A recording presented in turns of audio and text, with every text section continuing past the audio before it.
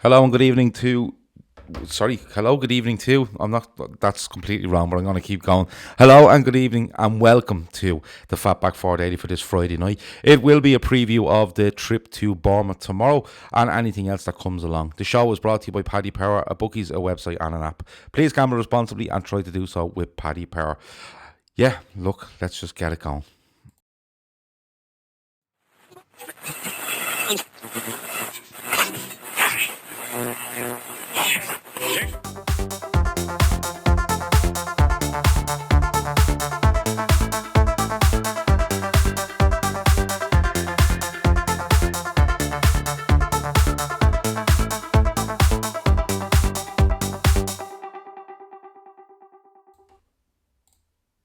And here we go, the FB4 Daily. And with me tonight, I have Barry Carr. And Barry, Liverpool are 14 wins from 15, going for 15 wins from 16. And is this a game you're looking forward to tomorrow? Because usually I look forward to Bournemouth away for some reason. I look forward to Gav Doyle tweeting how many wins we need, how many wins we require. So I'm looking forward to 5:58 tomorrow. 4:58 tomorrow evening, and a tweet saying 15 more wins. Yeah, you're 100% right though. I love going to Bournemouth. The little vitality. I love going there. Yeah, well, apart from the 4-3 a couple of years ago where we were, I think, 2-0 and 3-1 up, apart from that, we seem to be allowed to go to Bournemouth and play football, and that suits us down to the ground.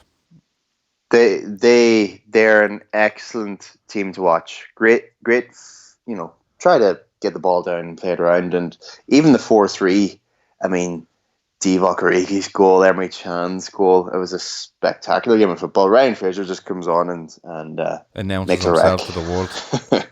Makes a wreck, yeah. And chances are we see him tomorrow because obviously our Harry is... They're missing a few. Is essentially cup tied, isn't he? Yeah, they're missing a few. Would you say important ones? Josh King's a big one. Josh King's a big one. Steve Cook, I think, is missing as well. Steve Cook, yeah. There's another player and in midfield. Smith, yeah.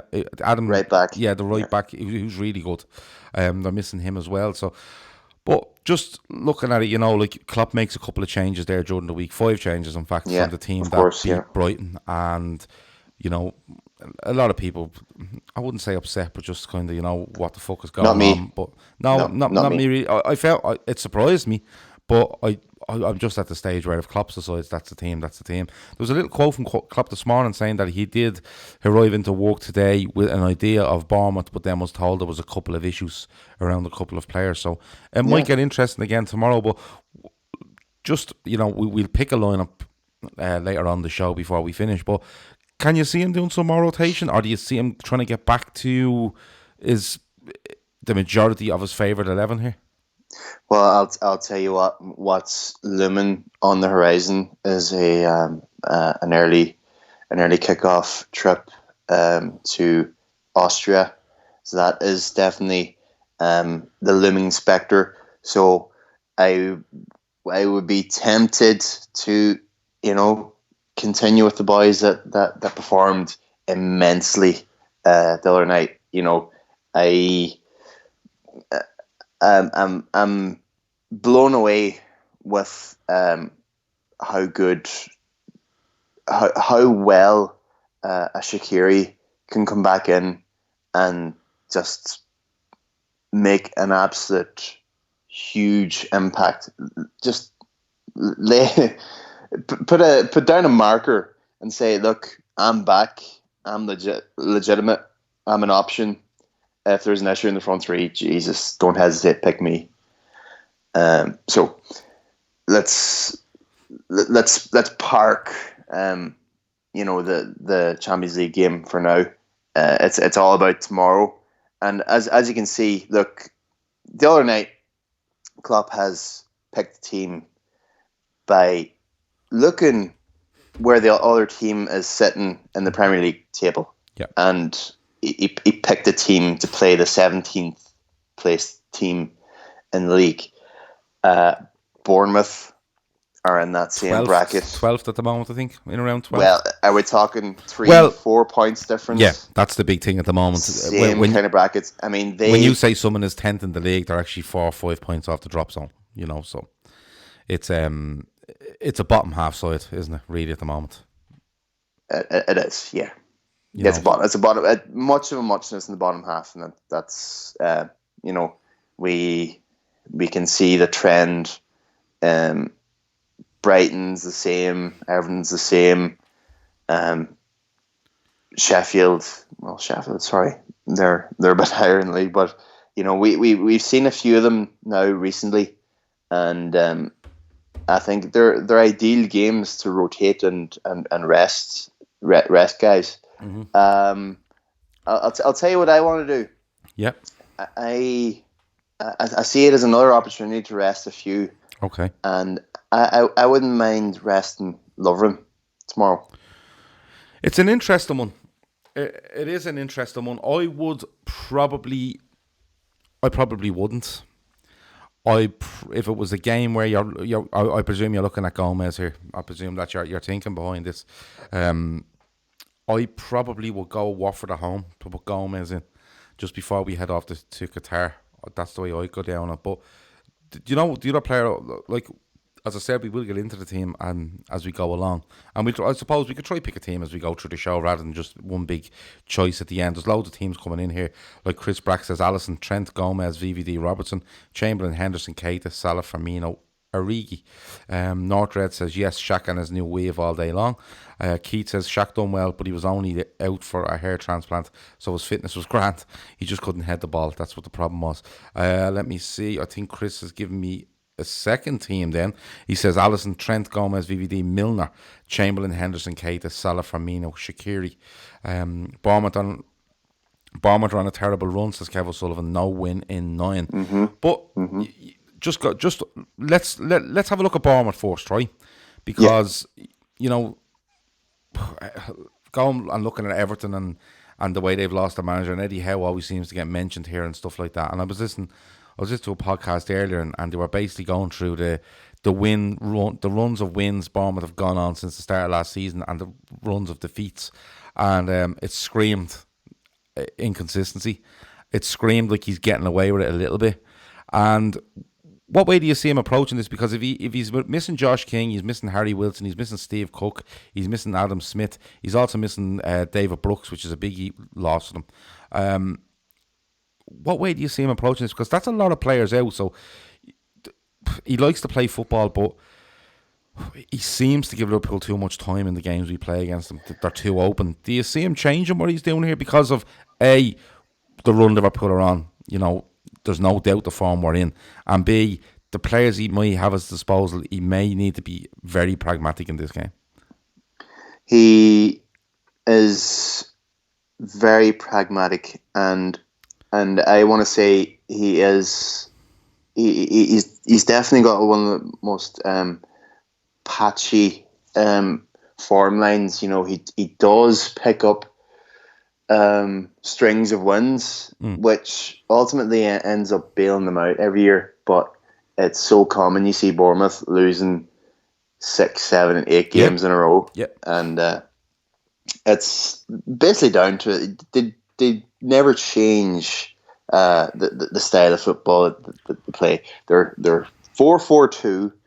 They get the ball down, they pass it around, and you've taken away some serious weapons, some serious firepower. I mean, if a dead ball situation came up, I mean, we would be fearing Harry Wilson, and the pace in behind that a Josh King offers is very dangerous as well. Even at international level, when Norway, come up against bigger teams, Josh King's a serious weapon for them to help level the playing field. You're taking that away, as you say. Brooks is out as well. Brooks is a great creative talent. I do like Lewis Cook in centre midfield. He's come back this season, and he's a quality player. He's dropping them in and out. He's kind of sharing appearances with Billing. in centre midfield, and I think you could see like a Lewis Cook tomorrow to help kind of offset some of the flair or creative side of the game. I see them setting up 4-4-2. I would think Francis comes in to the team, and I think Dominic Solanke and Callum Wilson is your front two. No arguments.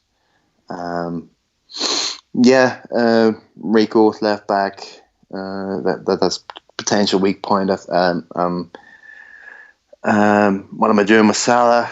Yeah, do I want to throw Salah in the place where he probably has very happy memories from last season? Yeah, he scored there last season, a hat-trick last season. A hat-trick, he gets one the season before as well, where he torments their left back. But like, there's comments coming in here like Bournemouth won't change. They are always too naive and open in big games, says Chris. Chemical Kev says we shouldn't be worrying about Bournemouth. When they are bad, they are very bad, and when they are good, we can still handle them. That's a very good point. Biggest threat for them is Callum Wilson, says Chris. Very underrated. Surprised the bigger side hadn't gone from. I couldn't believe that Everton didn't go from when they needed a striker, to be honest.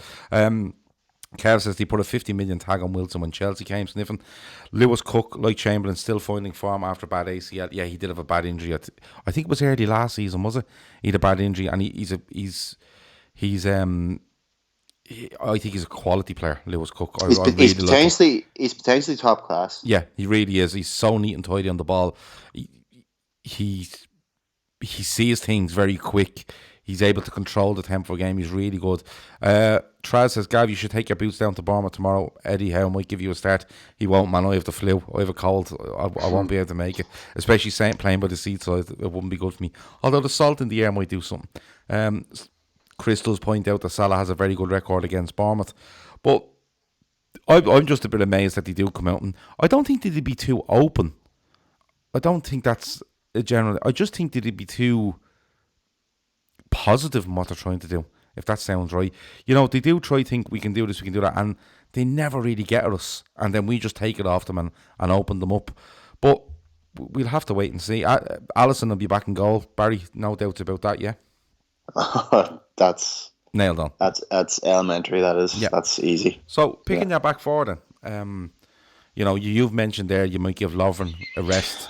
I know we have the Salisbury thing on Tuesday night, isn't it? Yeah, Tuesday night. I know we have that. It's an early 6 o'clock job, isn't it? 5 to 6. Yeah. Okay. It may make a difference. You know, we're playing Saturday afternoon, but I still think he goes Trent, Lovren, Van Dijk, Robertson. Are you going to, in your heart of hearts, do you think he goes any different to that? I would love to see Naby Keita. I think. Now, hold on, I haven't got the midfield yet. I want to know the back four that you will pick. Stop jumping ahead of me now.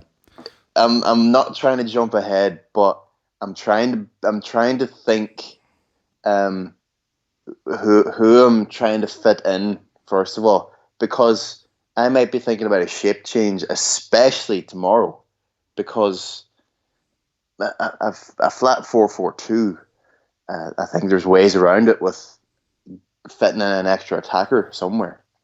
Okay. So, right, I'll park that for a moment. Yeah, I'm resting Degsy because he's fragile. Or Degsy, he's fragile. He never gets beyond 6 or 7 appearances without picking up the little niggling 4-week injury that inevitably leaves him then bottom of the ranks again. So I'm trying to preempt that, and coming off another absolutely flying performance the other night, I just want to just stem that for the moment, and I want to give Big Joe reason to be happy and content in his position. Give him a chance to win back his spot. Great place to go. The pace, the threat offered by Callum Wilson and Dominic Solanke. I might try and thwart that with a centre back combination of Gomez and Van Dijk. So straightforward from me. Trent, Gomez, Van Dijk, and Andy Robertson, and maybe use one of the subs to trim the minutes for one of the fullbacks. Okay, there is shouts here from Milner to play right back, Chris in particular. T Arnold 66 on Periscope says Robertson, Van Dijk, Gomez, Trent. A lot of people going for Gomez. I don't know. I really don't know what way he's going to do this. Because someone else says there, it is a tight turnaround Saturday to Tuesday. And to be honest with you, I forgot all about Tuesday. All I have in my head is beat Bournemouth and beat Watford. And then we let City and Leicester cut each other's throats while we're off in Qatar. So we'll have to wait and see. Kev O'Sullivan said he'd like to play us with 2 holding and 4 rotating up front. Origi central, Bobby left, Salah right, Ox floating. Yeah, we'll have to wait and see. Again, Kev wants Milner in for Robbo. Chris says Lovren is due a cold soon. The lads needs a Baraka. I know how he feels. I'm just gonna. If I had Baraka now, I'd put a half dozen in the glass at the one time and just go for it. So we're nearly there on the back four. I have Lovren, you have Gomez. So that's the way we're going. Now midfield, a lot of talk today around Naby Keita. I've seen people saying he will start tomorrow. I don't know if that's just people, willing their own choice on Jurgen Klopp through. It's sentiment at this stage, isn't it? Yeah, it's willing him to be good. Yeah, at this stage. So midfield, and again, you're going to have to bring Tuesday night into consideration here. So. I suppose if you're picking a midfield for Tuesday night, you probably are looking at Henderson, Wijnaldum, and one other. Could be an Oxlade-Chamberlain, it could be a Milner. Would you give Keita a run here? Because I've heard people say, right, Liverpool won, but what's Keita got to do to get on the pitch? Like, there's Lallana playing ahead of him. And having said that, if you just sit back and simply think about it, you've heard so many times Klopp say, I gave Divock Origi a start this week because he was unbelievable in training. I gave Xherdan Shaqiri now I'm not just going back to this game last no, go ahead. No, on Wednesday night. I'm going back over 12, 18 months. You've heard him say, Xherdan Shaqiri has been brilliant in training, so he played. I don't know, pick any other player that's been in or out, he's been outstanding in training, so he played. Could it not be something as simple as, yes, Keita's fit, yes, Keita's good to go, but Milner, Oxlade-Chamberlain, Lallana are just putting in that bit more in training and are just further up the pecking order as it stands? Entirely possible. Absolutely entirely possible, because Naby's probably, he's got, I hesitate to say the name, but like a bit of the sturges about him and maybe afraid to train on a bit too hard because he wants to manage himself and try and get match fit and not pick up knocks and maybe going easy in tackles and contact scenarios and what have you. Meritocracy definitely reigns with this manager, and what a shot in the arm to come in out of the cold and end up playing in the derby. So, Lallana, Shaqiri and Origi are all flying after that. Manager can point to that, and what an effect that could have. Long lasting effects. So, my thinking is, Henderson didn't start the other night. Was very clever. I don't think there's any way that he doesn't start a Henderson or Wijnaldum in this game. Well, tomorrow one of them starts. One of them starts. Yeah. You got to keep an eye on Wijnaldum's minutes, and he's 100% in on Tuesday. So if I want to take one of them out, it's going to be Wijnaldum, and I'm awfully tempted to stick in Keita, because out of everybody in there, some might say that Ox is most capable of being the auxiliary attacker, but I think out of everyone in our midfield panel, I think Naby Keita has the highest potential to be that last man entering the box, the third man run, being the extra attacker, slotting into number 10 or even slotting into wide left in scenarios. I can picture us having huge success in Keita sliding out to the left and letting Manny go central for scenarios. I mean, I would love to see the stats of when you play Manny as the centre forward. What is his expected goals? What is his, if you extrapolate it out, what would he end up? Would he literally be Lionel Messi figures? There's probably an argument that say that Firmino and Salah got arrested the other night. Is it Mane's turn? It could be something like that. Kev says Bournemouth playing in a way that's nice and passive should suit Naby to run through them. Pick me a midfield. I'll do it. I'll do a mad change. I'm going to go 4-2-3-1, and I'll do a 2 of Henderson and Oxlade-Chamberlain, and I'm going to do a 3 of Salah right, Mane central number 10, and Keita left of a 3. Interesting. I'm up front Firmino or Origi. Are you putting Bobby in? Yeah, I'm playing Bobby. Okay. It's very interesting. Tuesday, like as much as I nearly forgot about it, is massive in my mind now. Trying to put a team together there. Like if I pick a team for Tuesday night, I think he goes Alisson, Trent, Lovren, Van Dijk, Robertson. I think he goes Henderson, Wijnaldum, and probably Oxlade-Chamberlain, and he gets the front three on the pitch. So looking at the little doubts over Salah and stuff, could he try mix this up? I think he could. I think he feels that the way Bournemouth plays us suits us. Now, if Bournemouth were to come out and be a little bit more pragmatic and sit back a bit, I think it suits us anyway. So I think Henderson starts, and I like your thoughts on a 4-2-3-1, but I don't think he needs two holding there in this sort of game. So I'm going to put Henderson in. I'm actually going to put Oxlade-Chamberlain, Keita, and I'm going to put Keita and Oxlade-Chamberlain in together. And then the 3 up front, I'm going to leave Shaqiri where he was, because I think if Salah bursts back with Salzburg and Watford, we're absolutely flying.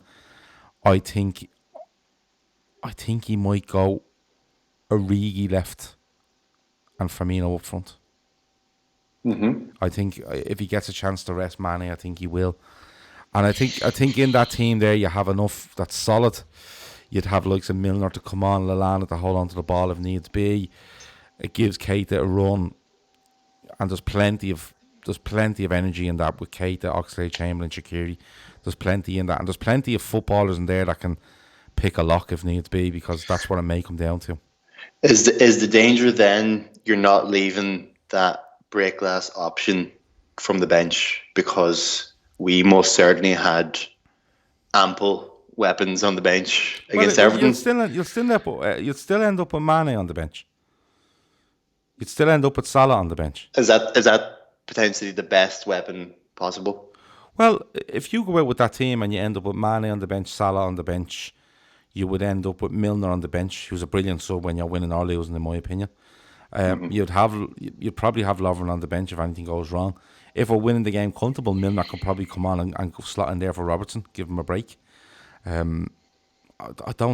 think that team is good enough. I'm just thinking he wants to win this game. I think he feels he can win it with a couple of changes again, and it primes him for Tuesday night, because you're potentially giving Salah a rest, you're potentially giving Mane a rest, you're just letting Bobby ease himself back in after a little rest. 70 minutes or 65 minutes of a rest he gets against Everton. So for me, I think there's enough movement in the squad there to still win this game and still give lads enough chance to to be ready for Tuesday night. I wouldn't be surprised to see Salah come on and play 20-25, regardless of what's going on, just to get him back out on the pitch. Yeah. Yeah. Okay. I'm teetering between playing him and not playing him. So I'd rather start him. Do you know the only reservation I have about playing Naby Keita?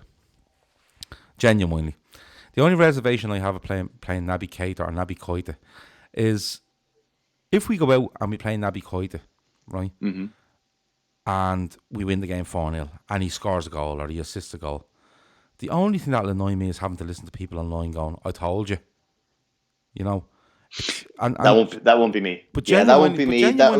That's what's going on now. Like I can't get my head around the fact that it'll be Maguire, won't it? It'll be Maguire singing from the hilltops. There's way more than Sam Maguire singing from the hilltops about Naby Keita. And in fairness, you can have an argument with Sam Maguire and you can have it out with him, and that's it. And he'll talk to you the next day. Others are just completely mental. But what's the harm? What is the harm in all the Keita lovers having their day? Absolutely none whatsoever. There's no harm in having that day. It's all mutually beneficial then. It's absolutely mutually beneficial. But you see, what happens is if he doesn't play, it's just a never-ending cycle of he should play, and it goes on and on and on. But listen, I'd love nothing more, and I've been open on this show and other shows I've been on. I still have a lot of time for Naby Keita, his ability, his potential at Liverpool. A lot of people think if he can't go on against Everton, when will he get on? I don't buy into that. I think, listen, if Klopp didn't want that player, if Klopp decided tomorrow, I can't be dealing with him, he would just leave him out of the squad. He genuinely would. He just, listen, people think he's all nice. Bench. No, he's all nice. He's ruthless. He's absolutely and utterly ruthless. So, I think they've played Naby Keita quite well. They brought him back. He's been in around the squad. They haven't put pressure on him. He probably just hasn't suited the scenarios that they're in because, scenarios. What scenarios have come up the last couple of games exactly? Well, if you look at it, we got down to 10 against Brighton. That probably stops them. It ended up tight. That absolutely required the third sub being Gomez that day to help out Trent. And not only that, you have the Everton, which is a bit of blood and thunder, and he is the sort that could be targeted for a heavy tackle. It was still 4-2 going to late. Game wasn't completely dead. It probably wasn't a game for another kind of risky sub. I want to say being a positive sub. Keeping Gomez as your third sub in those kind of games. We are just looking to shore it up. It's good, and it's been well utilized now. 2 games running. Yeah, absolutely. So I'm showing appreciation for Joe Gomez doing that by giving him a start tomorrow. Yeah, and that's absolutely fair enough. And I've been, since the start of the season, I've been all about using the squad when you can. I was delighted, although it surprised me on Wednesday. I was delighted to see those players come in and do really well. Yeah. And that them players doing well, it shouldn't be taken away from them because the player you really like is sitting on the bench. Your player will get his go, and when he gets his go, we should all just come to the conclusion that all these players are really good, and picking an 11 is actually becoming quite difficult. It's not like it was over the last 15 years where you could pick Liverpool's 11 with your eyes closed, and you could probably pick the bench on top of that, and very little surprises. It's actually becoming difficult, I'd say, to pick a starting 11 for Liverpool at the moment, simply because it's not the biggest squad in the world. I don't think. It's really close. It's really a tight group. The quality is really high, and there is arguments. There's probably arguments for 6 lads that could play in 3 midfield spots. Genuine arguments of 6 of them to play in 3 spots. That kind of way. So it's one of those. We go into the game tomorrow. Give me a prediction. Handy. Give me 3 points and absolutely ratchet up the pressure ahead of the Manchester derby. Okay. Easy 3 points. 3-0 Liverpool. 3-0 Liverpool. And quick race to 3-0 and rest. Yeah. Okay. Yeah. Drop down through the gears, stick her into cruise, and I'll take that. I'll take racing into a 3-0 lead. I'm going to stick with 3-1. 3-1 is in my head every week now for some reason. I don't know why. It never comes off. But I think Bournemouth might score. I think they're struggling for goals. So I think I'm keeping it. I think great opportunity to get a clean sheet on the board for first time since about 1995. Sheffield United. Yeah, Sheffield United. Yeah, it's madness. But I just think with that teams we've picked and a little bit of rotation, I think you will see a goal in them. Now, having said that, a couple of Liverpool defenders have come out and have basically said they were not happy one bit with the goals they conceded on Wednesday night, so that might spur them on a little bit. Alisson's back in goal. You mentioned that you're going 3-0, I'm going 3-1. You mentioned the Manchester derby there. So a couple of games over the weekend. You have City against United. You have Aston Villa play Leicester. So I just want to touch on them too because they're probably the two teams. They are the two teams closest to us. What way do you see them two going? Well, we'll stick with Leicester first because obviously they're our nearest challengers, and I think the good vibes are absolutely flowing out of that club as after the news today. Brendan signing up till 2025. It's a massive coup for Leicester. I think there was maybe